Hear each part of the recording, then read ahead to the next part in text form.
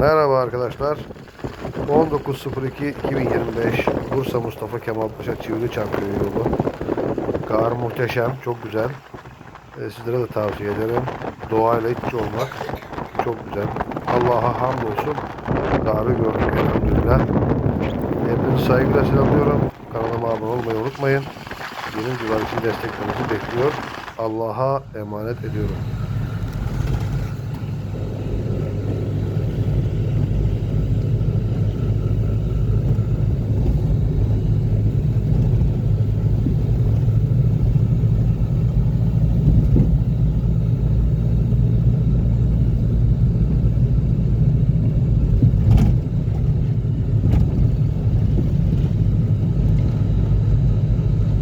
Evet, zıpırı yetiştik.